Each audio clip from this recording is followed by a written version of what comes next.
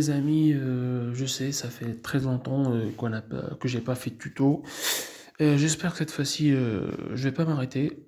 Il y a beaucoup de tutos à venir, futurement parlant, et je m'excuse pour le retard, pour des raisons personnelles. Donc aujourd'hui, on va entamer une petite introduction sur le machine learning, ou bien ce qu'on appelle l'apprentissage automatique. Donc, je vais faire deux vidéos. Euh, la première sera en anglais, hein, version langue française, et la deuxième, elle sera en langue anglaise. Comme ça, ceux qui ne comprennent pas le français ils peuvent aller voir la vidéo en anglais et vice-versa. Donc, pour débuter, on a un petit sommaire ici hein, qui constitue trois gros titres. On va commencer tout d'abord par définir ce que c'est que l'apprentissage automatique. Ensuite, on va voir le deuxième titre qui concerne à quoi sert l'apprentissage automatique, hein, dans quel domaine on peut l'utiliser en fait. Et en troisième titre final, ce sera une vie multidomaine de l'apprentissage automatique. Alors, tout d'abord, on va commencer par une définition de l'apprentissage automatique euh, qui a été faite par monsieur Mitchell Tom, ou bien Tom Mitchell, c'est un grand informaticien très connu. Alors, monsieur Tom Mitchell a défini l'apprentissage automatique comme suit. On dit qu'un programme informatique se dit d'apprendre de l'expérience E par rapport à une catégorie de tâches T et de mesure de la performance P. Si sa performance a des tâches T, telles que mesurées par P, elle s'améliore avec l'expérience E. Je sais que c'est un peu long et vous avez un peu du mal à comprendre. Bien sûr, on va passer tout de suite à un petit schéma pour comprendre ce que je viens de dire et ce que M. Mitchell a défini comme définition. Donc, on a un programme informatique hein, qui doit apprendre d'une expérience E, hein, quelconque, par rapport à des tâches hein, T. On a des tâches et que ce programme informatique soit mesuré par une performance P. Donc on mesure la performance de ce programme, voir s'il correspond, qu'il a les critères nécessaires pour apprendre de cette expérience. Et bien sûr, en utilisant des tâches, hein, par rapport à des tâches qui sont eux-mêmes mesurées par une performance P. Hein, pour en final, si tout va bien, hein, si on a notre programme informatique qui a les critères nécessaires pour la performance, hein, qui est assez performant et qui suit les tâches, et que ces tâches-ci sont mesurées par la performance, donc là, le programme informatique va se développer tout en apprenant de l'expérience E. Je vous donne un exemple pour mieux comprendre. Alors, on a une recette de pâte à crêpes. Hein. On a les ingrédients, on a 4 œufs, 50 g de sucre, un gousse de vanille, 60 g de farine, etc. etc.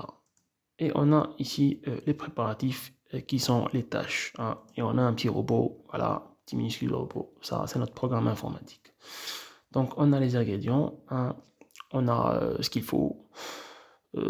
Il faut préparer cette pâte de crêpes par rapport à des préparatifs qui sont les tâches, hein, fouetter les œufs avec le sucre, la vanille, etc., ainsi de suite. Donc le programme informatique, c'est que, en fait, c'est comme on apprend, comme on l'a déjà appris dans l'algorithmique, hein, on nous a appris par des exemples comment trouver une solution. Donc voilà, notre programme, ou bien notre robot, va s'améliorer, hein, améliorer cette expérience. Il va prendre cette expérience qui est faire une recette de pâte à crêpes, faire la pâte à crêpes, tout en utilisant les tâches, hein, en suivant les tâches, tout en utilisant les ingrédients. D'accord?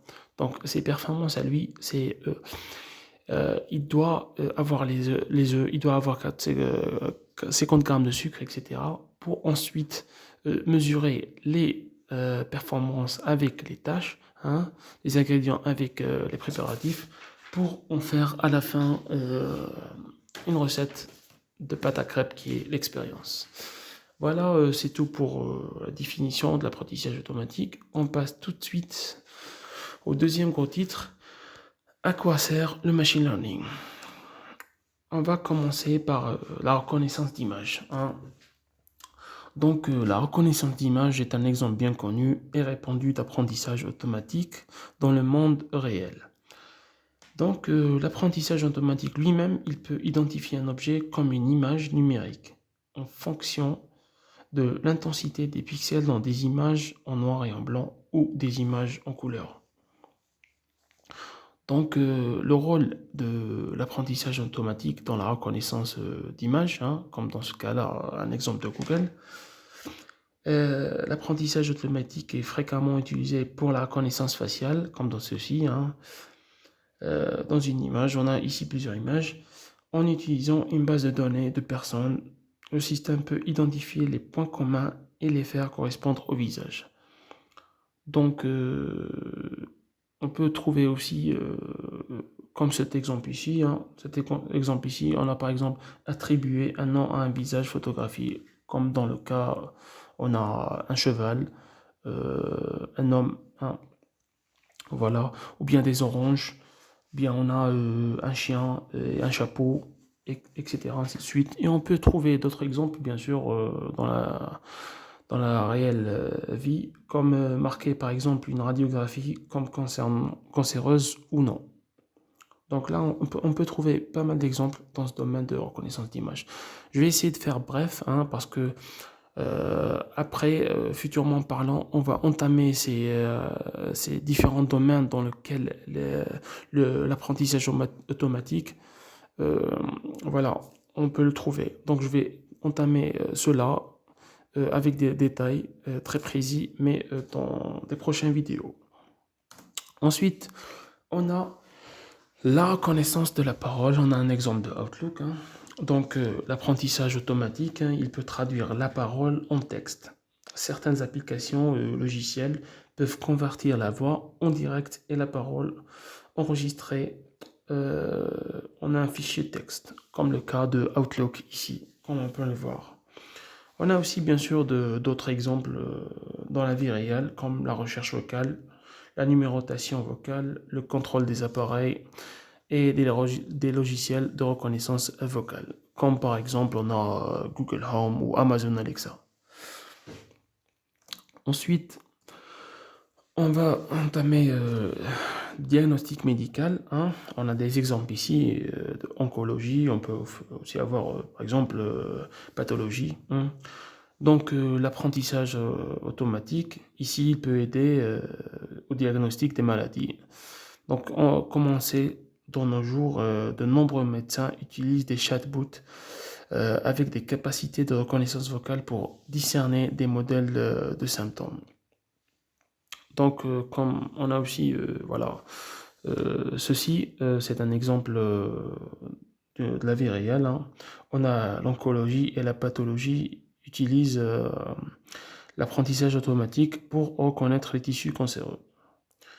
Donc, si vous voulez savoir ce que c'est que l'oncologie, enfin l'oncologie ou bien cancérologie, c'est une spécialité médicale d'études de diagnostic et de traitement des cancers.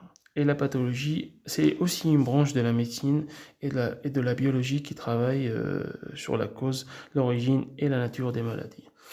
Donc là, j'écris un peu en anglais et en français, hein. Je suis un peu, voilà.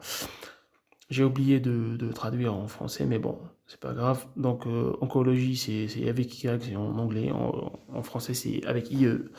Et machine learning, bien sûr, c'est l'apprentissage automatique. On passe ensuite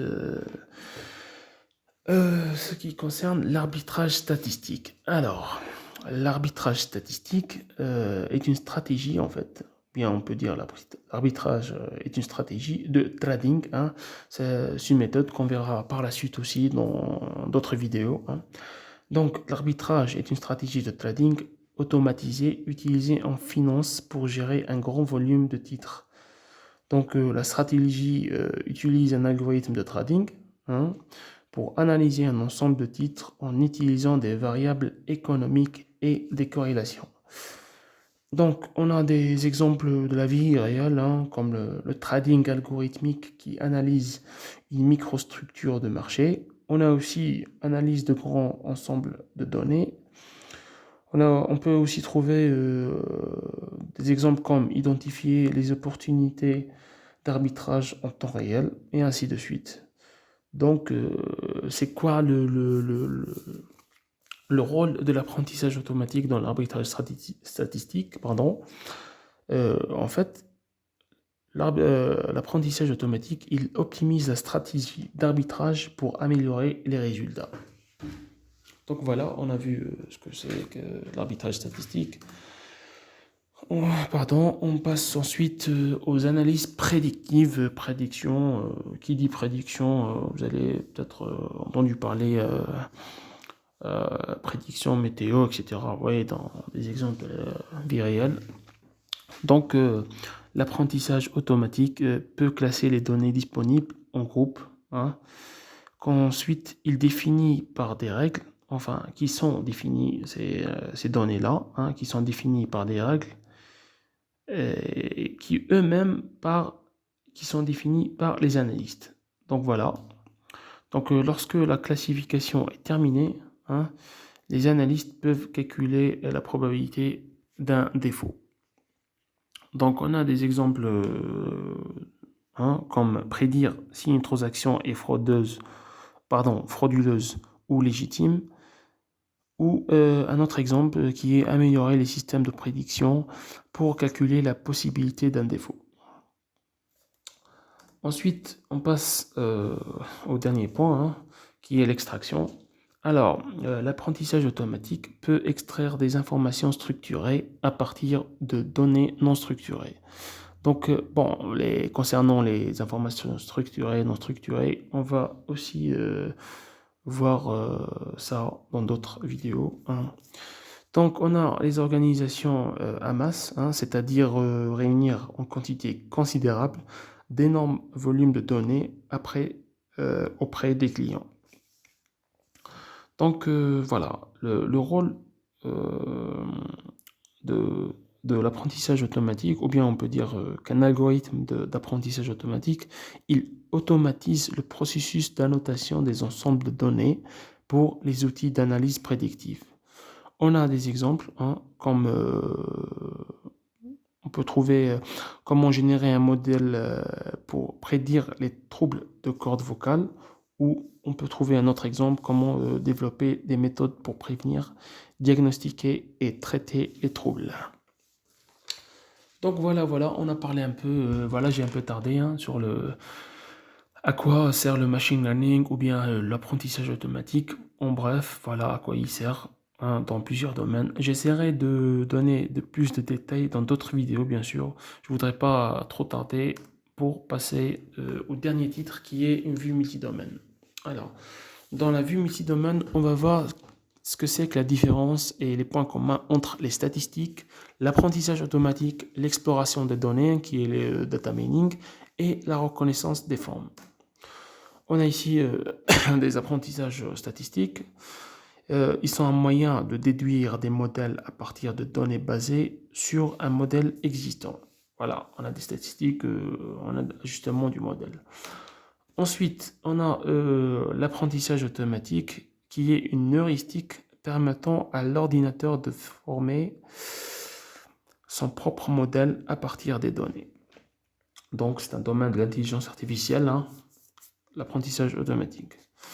On a ensuite l'exploration des données, hein, le data mining, dans le modèle de l'ingénierie. Donc, on trouve ici que l'exploration des données est ce qu'on appelle la reconnaissance des formes et l'exploration des données sont des applications et non des méthodes. On va voir aussi ça par la suite dans d'autres vidéos, hein, qui peuvent être effectuées soit par des statistiques, soit par l'apprentissage automatique. Donc je m'excuse, je viens de confondre exploration des données et reconnaissance des formes. Donc le data mining, c'est l'exploration des données, et bien sûr la reconnaissance des formes, vous savez ce que c'est. Donc voilà, en dernier lieu, on a l'exploration des données, qui est un sous-domaine Pardon, on a la reconnaissance des formes, hein, qui est un sous-domaine de l'exploration des données, et on verra par la suite dans d'autres vidéos, bien sûr. Donc j'espère que voilà, j'ai été assez compréhensible et que vous avez compris, hein, en général. Donc je vous dis à bientôt. Et si vous avez des commentaires, n'hésitez pas à laisser les commentaires. J'essaierai de répondre au max, hein. Si je réponds pas à tout le monde, je m'excuse d'avance. Et je vous dis à bientôt pour d'autres vidéos. Ciao.